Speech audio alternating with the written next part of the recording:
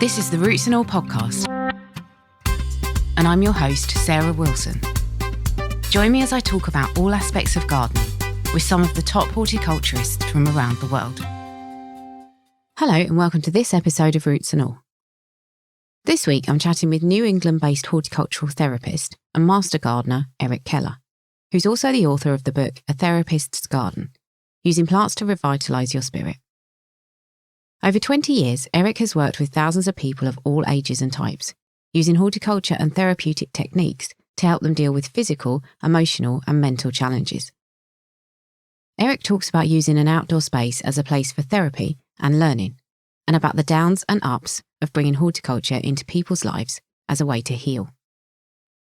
I began by asking Erik about his background. The interesting thing is that in terms of my background, I actually went to university as an engineer and wound up as a journalist, which is a whole different type of story and a different type of book. In terms of horticultural therapy and how I wound up in it, what I wound up doing was I was able to form a consulting business where I had a reasonable amount of free time. And I noticed that there was a Master Gardener's program in the state of Connecticut, which I decided to sign up for, which I had the flexibility in my work schedule to go and attend.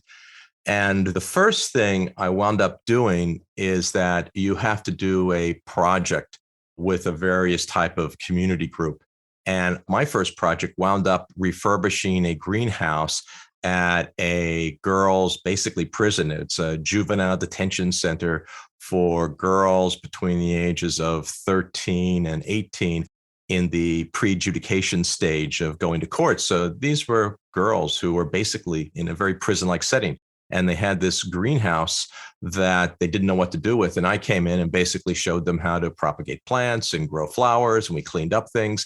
And it was remarkable in how it changed their perspective of their captivity to a degree, their life. I mean, they became different people when they started to work with flowers and in the greenhouse. So I did that as part of my master gardening certificate, and I received it. Flash forward a few years, my wife started to take courses at the New York Botanical Gardens in botanical illustration. And one day I looked at one of the catalogs she had in the back, and in it, they had a discussion of certification in horticultural therapy, and everything just clicked. I thought about my prior experience working with these young girls, and it just seemed to be the right thing to do at the right time. So I started taking courses at the Botanical Gardens in all sorts of things that relate to gardens, as well as various types of therapies and different types of client bases, how to create a program. And I received my certification. And one of the first things, one of the 100-hour internship with a school that dealt with at-risk children called Green Chimneys in Brewster, New York. And I extended that, and turned out I worked there for about 3 years on a part-time basis and worked with a wide variety of children whose experiences, some of which are in my book. So that's really kind of how I got started in it. And then I expanded it to other venues and client bases. What I like about the book is that you are obviously very hands-on, and it sort of spoke about specific examples of your work. And I'd quite like to get into the nitty-gritty of the actual sessions, if I may. I thought it was really interesting how you work with scent in the garden. I thought I would ask you, first of all, what you have found are the most therapeutic and or stimulating plant scents for people to work with. It's really interesting because it can have very different effects on different clients. I'll give you two very different examples. So there was one time where a gentleman came in. We were doing a class on making sachets, and he came in. He had just lost his wife to cancer, and he was looking for, solace and just sort of different things to do. So we're passing around various herbs, and he starts and stops with lavender, which it turned out was his wife's favorite scent. And he started, stroking it, and then all of a sudden he got all teary. And it just reminded him so much of his wife. And in fact, he never came back. That's not really the kind of emotional outbreak that I look for.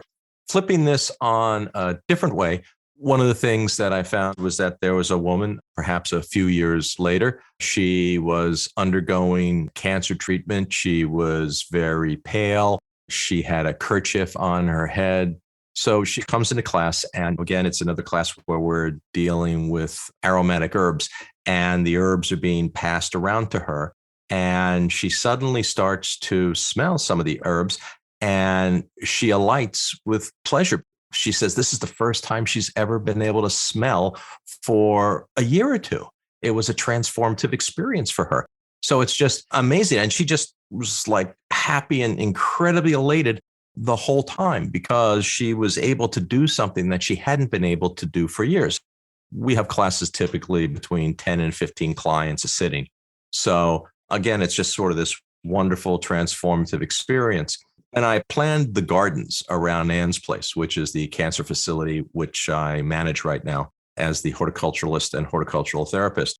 And part of my design of the grounds was to create a wide variety of aromatherapy spots that you can go to. So whether you're in the front, back, or side, there's always a plant that you can touch and impart its horticultural oils on to your hand and smell what it's like. And so there's literally a surprise around every corner for clients, which when we go for walks, I point out to clients that they should take advantage of. What I thought was interesting as well was you obviously try and make a connection between growing plants and eating. And I wondered why that might be important and whether it's more important for some sets of clients than others. I think the thing that I try to do in classes is you want to try to engage all the five senses because you never really know what senses are impaired or not. And taste things, some are only able to see or hear certain stuff. So, for instance, at different times of the year, I like to pull out surprises. So, for instance, there's a tree called the American redbud. And one of the things is that the flower is very flavorful. In the spring, I go foraging and I collect the makings of wild salads from things you can literally find growing in your backyard. And again, the clients are just amazed about how flavorful it can be and how surprising it is that for these things that most people call, weeds, you can get a very flavorful, delicious, and incredibly nutritious salad. Yeah, I thought it was really interesting how you get people to taste their way around the garden. That's obviously such a good way of getting them to connect with it. But one of the things I noticed was that sometimes you work with people who maybe lose their attention on the task in hand. And I wondered what techniques you use to bring them back to the task at hand and to keep them concentrated. I think you have to do a variety of things. And, that was very much a function of my working. Well, it's working with a couple of different client bases. Sometimes you have that issue when you work with clients who have dementia, elderly clients. And it was often an issue when I was working with at-risk children. And so there's sort of different techniques you have to use.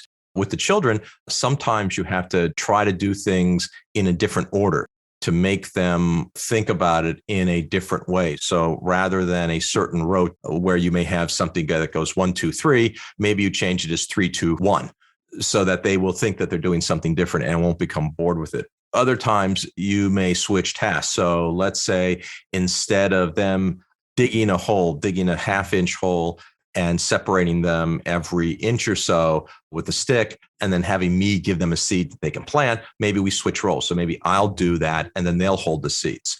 With elderly patients with dementia, it can be a little more challenging because what you're trying to do is, tickle the neurons so that they make a connection. And so you just have to try a bunch of different things and different approaches to it so that you can get through to the client. And also, I noticed that some people exhibit undesirable behaviours in the gardens. And I wondered again how you dealt with that. Are there techniques you can use to discourage that sort of behaviour? It's funny because you get that in all sorts of client bases. Sometimes you'll have clients who, if you're working with a large group, who will want to sort of linger and just focus on a certain area. And with that, you try to bring them back to the group, or what you'll do is say, okay, we'll come back to that later. And oftentimes that works. With children, what you have to do is try to divert their attention to something different and not have them focus on what they want to focus on. So if they start becoming frustrated with a certain activity, you don't pound away and say, okay, look, you have to do this, or if you don't do this, we're not going to be able to do that. You distract them and you try to work with them in a different way. So let's say if somebody's becoming frustrated digging a hole because they don't feel like they're making any progress, you can maybe help them a little bit to dig the hole, or you look to dig the hole potentially in a different place, or you give them a different type of job to do.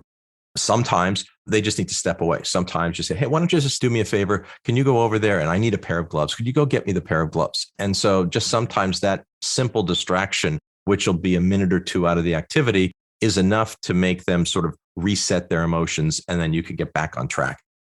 Yeah, and that is another thing that struck me. I thought you go into these lessons, you've obviously planned them meticulously, and then all of a sudden it just goes out the window because you've had to be flexible. If you do have to sort of switch stream halfway through, can you still keep your lesson outcomes in mind? Often you can. I mean, part of this is just experience. I mean, I surmise I'm probably much better at this now than I was when I was starting out. But whenever you come into these activities with a variety of client bases, you always have to have a couple of activities in the back of your brain as to what you're going to do. Because if you don't, every day that you will deal with, let's say, half a dozen clients or more, something is going to go south. You have to assume that just because either the tool's not available or the client is in a different kind of place or you have weather issues, something's going to change. So you have to be flexible. But the good thing is that, as you know, in the garden, there's never just one thing to do. There's often many things to do. So you have a sort of an a priori list of, this is the thing I'd like to do, but if I can't do this, I'll do that. And if I can't do that, I'll do this. And so you sort of go down the list, keeping in mind what's the best type of activity for the particular client at hand. So thinking about using the garden as a classroom, I noticed that you have expanded your work to be year round. How do you do that? How do you use it in all seasons? Well, I mean, that's the funny thing. I initially thought, as your question somewhat applies, like, well, once things stop growing, then you basically have to shut down. And what I found as a gardener and as sort of a teacher is that there's actually things to do year round. Now, obviously, we'd rather be out in the garden when it's nice and warm and harvesting blueberries and eating them and sitting down with a nice iced tea. But what you find out is that there is beauty in all seasons. There's an austere beauty in the winter when everything is dormant. There's things to do in the fall when you have to clean up and then certain things come out. So, for instance, one of my favorite fall trees is a witch hazel. And the beautiful thing about a lot of the witch hazels is that they flower basically in the late fall, which is not something that you would typically see in New England. You typically don't see trees flowering in the late fall, but it's a type of tree that does. And so what you do is with all of these different things, you create sort of a palette of experiences to show people that, in fact, gardens can be alive. For instance, one of the things that we started, and as you can read in the book at Ant's Place, is we started a 3 and 4 season garden using tubes. So what that does is that allows us to harvest salads and carrots and all sorts of stuff well sometimes into the winter.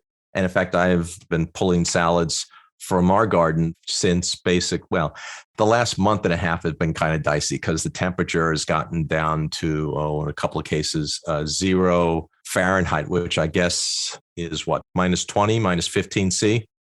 So nothing's going to grow in a cold frame in that weather, but there are things that are going to winter over. So I have greens that I'll be able to start eating from my cold frame in the next month or so because they've been wintering over. So again, showing that to people like, basically you can still grow a salad. You can still pull radishes. You can still get carrots in January if you're clever and smart about it.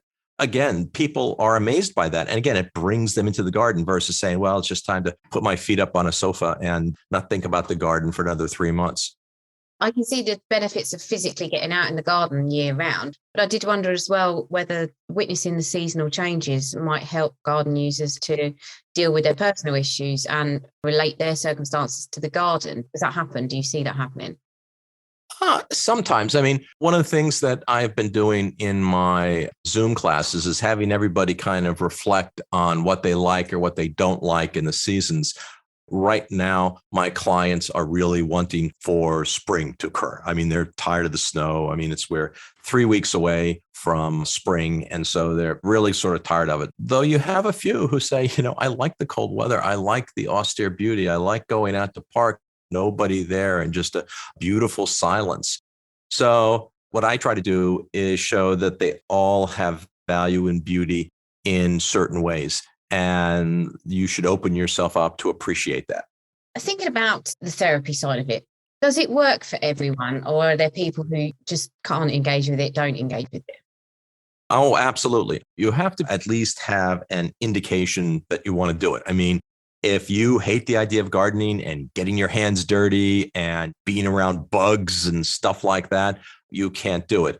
It does take, for again, certain populations, like, when I was dealing with at-risk children, they did have to have a degree of self-control. They had to make sure that they wouldn't turn a tool into a potential weapon, either on themselves or on others. And one of the things that we had to do in dealing with that population, and when I also dealt with the young ladies in prison, is basically you have to make sure you count your tools. It's like, okay, I gave out 6 garden shears, and I have to make sure I get 6 garden shears back because maybe somebody took it as a potential weapon. It's interesting when you're dealing with different client bases, the sort of things you have to do. It was funny because when I was dealing with some elderly patients and clients in a nursing home I was doing work with, for some reason, I never could keep all the scissors I gave out. For some reason, I would always lose 1 or 2 sets with every class I would do. And I don't think it was vindictive. I just think they saw these scissors and said, oh, this must be mine. And they put it back in their pocket or their purse. So, I don't think there's anything horrible about that. It's just, again, sort of the client base you're dealing with. I got the impression that it is an extremely rewarding job that you do, but also it has its challenges. So I wondered if you could just finish with what's one of the best aspects of your job, and maybe what's the one thing that would make your job easier? The most rewarding thing is seeing the change in people. They just respond so positively, and they're so joyful about being in the garden and working on a variety of projects. And again, it depends upon the client base you're dealing with, the kind of reward they take. For instance, in the girls' prison, the reward for some of the young ladies was the fact that they could actually grow plants and create a planter for, let's say, their mother. In Anne's place with cancer patients, it's experiencing something new and having control in a situation that they typically don't have any control with. When you have a debilitating disease, you often feel as if there's no control in your life. So by having a positive gardening experience, you sort of take that back. You have control over something that's living and growing and thriving, and you may not feel that about yourself. So I think that's sort of the rewarding things where you see the positive change in people. If I could change things, what would I do? Well, horticultural therapy is typically a very underfunded activity. So a little more money would help. So I wouldn't have to do as sort of much stuff on my own. I mean, I grow a lot of the herbs that I give to my clients. I mean, I just finished up an exercise where we're creating mason bee houses. And to do that, I had to go and cut a number of large PVC pipes into sections of houses. And then I harvested basically a trunk full of bamboo and cut them up into little tiny sections. So those could be the tubes for the mason bees. I spent the better part of Sunday afternoon doing that. So I think on that run, if I had a little more money, then maybe I could buy cardboard tubes versus going and scavenging for bamboo canes and cutting them up on my own. That's dedication. That is, Erik, definitely. I did say that would be my last question, but actually I wondered if you could maybe finish with your favorite moment or thing that's happened in the garden that kind of encapsulates why you do what you do. It's hard to pick a moment. If you'd like, I could maybe read one of the little stories from my book. Yes, please. Okay. So this is one of the last stories, and it's about my mother, and it's called Mom on Ice.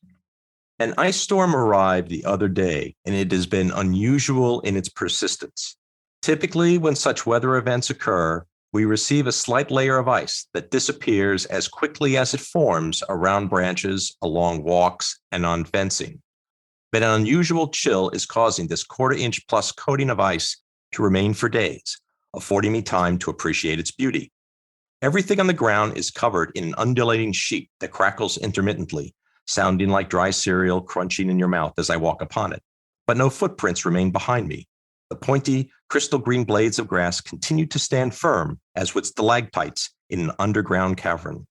Once the streets in my driveway are clear, Juana and I drive over to see my mother at Ridgecrest, a nursing home at the Meadow Ridge Senior Community.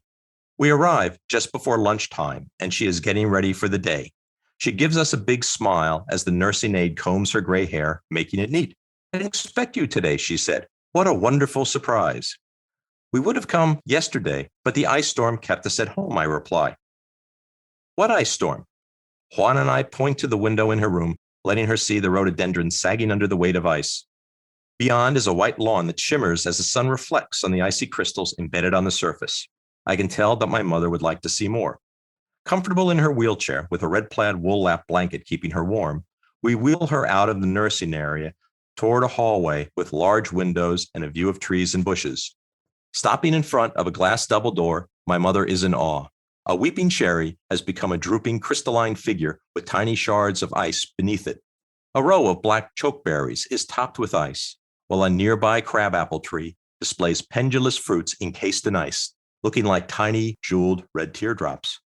"It's so beautiful. I've never seen anything like it," says my mother. We sit and watch the light play with the plants. My mother doesn't want to leave the area as the sparkling garden has her enthralled. Birds try to perch on the icy limbs of a nearby flowering dogwood. One comically slips off a branch a few times before it is able to get a firm grip. Pieces of fallen ice are scattered over the lawn, appearing as sparkling, albeit transitory diamonds. We eventually arrive at the atrium filled with tropical plants, whose 3-story high, translucent ceiling is covered with ice.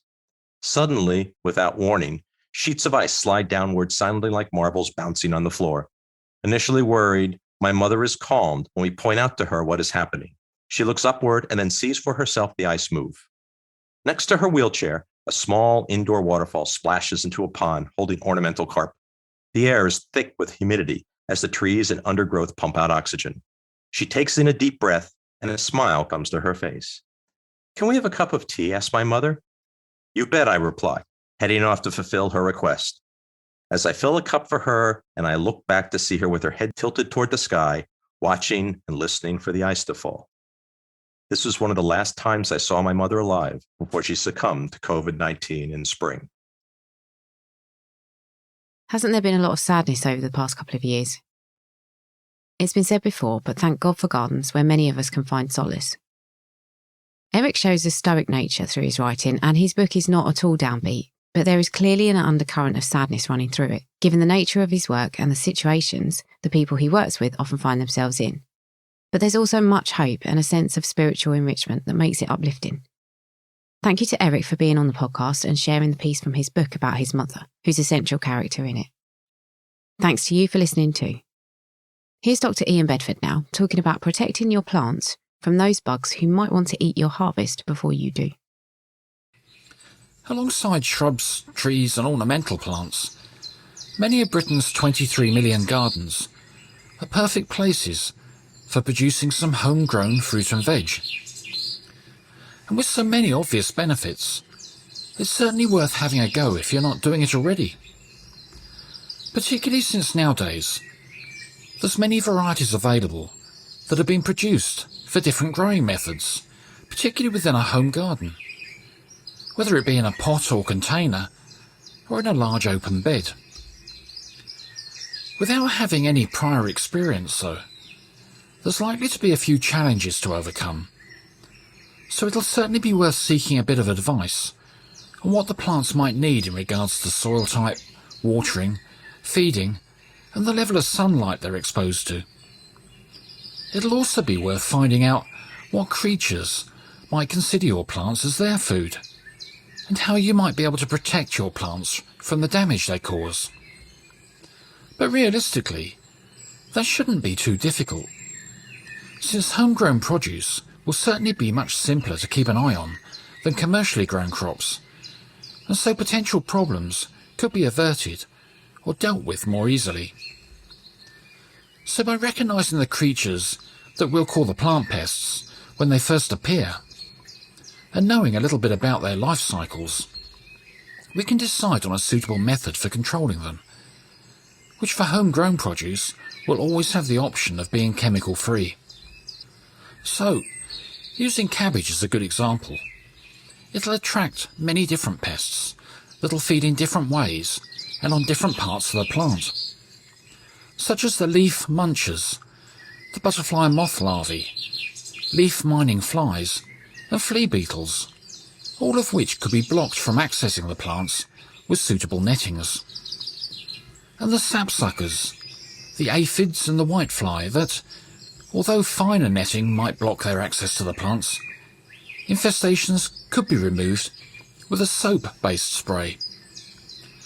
But then there's the pests that can't always be seen, the ones that live underground and feed on the plant roots. And for cabbages, these will be the maggots of the cabbage root fly that hatch from eggs laid by adult flies around the base of the plants. Although netting might prevent the flies from accessing the plants, they could also be prevented from laying their eggs into the soil by placing a fabric disc called a cabbage collar on the ground around the stem of the plants, or by spreading a layer of non-absorbent substrate around the stems. So whether it's cabbages or any other homegrown fruits and veg, it's always going to be best to do a bit of research first on their potential plant pests. Then, as the proverb states, to be forewarned is to be forearmed. You can download or listen to the podcast direct from the website rootsandall.co.uk. Please also check out my Patreon, where you can make a one-off donation or take out a monthly subscription to help support the podcast. Because if you enjoy the show, please help it continue. I also have a GoFundMe where you can make a one-off donation. Even a one-off donation of £1 helps, and I'll be really grateful for your support. So please go to Patreon or GoFundMe and search for Roots and All Podcast.